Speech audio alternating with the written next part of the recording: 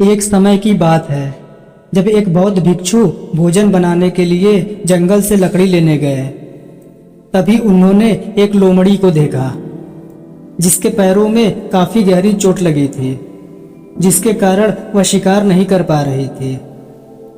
उन्होंने सोचा कि आखिर इस हालत में ये लोमड़ी जिंदा कैसे है।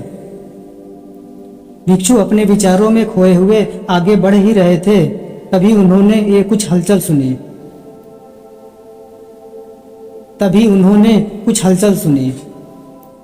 उन्होंने अपने पीछे एक शेर को आते देखा। शेर को देखते ही वह तुरंत पेड़ पर चढ़ गए और वहां से देखने लगे। शेर ने एक हिरन का शिकार किया था और उसे अपने जबड़े में दबाकर लोमड़ी की तरफ बढ़ रहा था। उसने लोमड़ी पर हमला नहीं किया, बल्कि उसे खाने के लिए मांस के टुकड़े भी दे दिए। भिक्षु को यह देखकर और भी आश्चर्य हुआ कि शेर लोमड़ी को मारने की बजाय उसे भोजन दे रहा है। ये सब दोबारा देखने के लिए अगले दिन वह फिर पेड़ पर चढ़कर शेर का इंतजार करने लगे। फिर से वही हुआ, शेर लोमड़ी को मारने की बजाय उसे भोजन दे रहा था। भिक्षु बोले कि यह भगवान के होने का प्रमाण है। वह जिसे पैदा करते हैं उसकी रोटी का इंतजाम भी कर देते हैं। आज से इस लोमड़ी की तरह मैं भी ऊपर वाले की दया पर जीऊंगा। वही मेरे लिए भोजन की व्यवस्था करेंगे। यही सोचकर वह एक वीरान जंगल में बैठ गए। कई दिनों तक उनके पास कोई नहीं आया। किसी ने उन पर ध्यान तक नहीं दिया।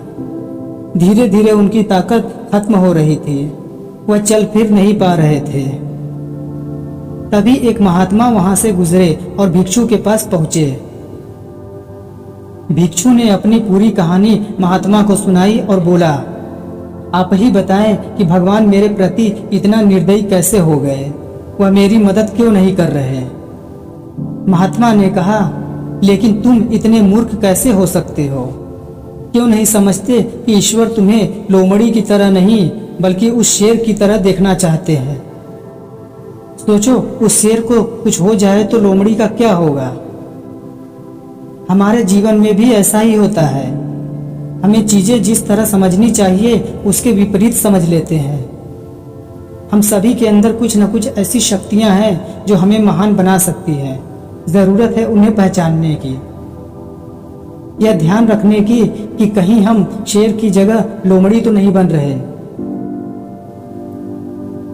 दोस्तों, इस कहानी से हमें यह सीखने को मिलता है कि हमें सब कुछ भगवान पर छोड़कर हाथ पर हाथ रखकर नहीं बैठना चाहिए, बल्कि अपना जीवन बेहतर करने के लिए हमें निरंतर प्रयास करना चाहिए।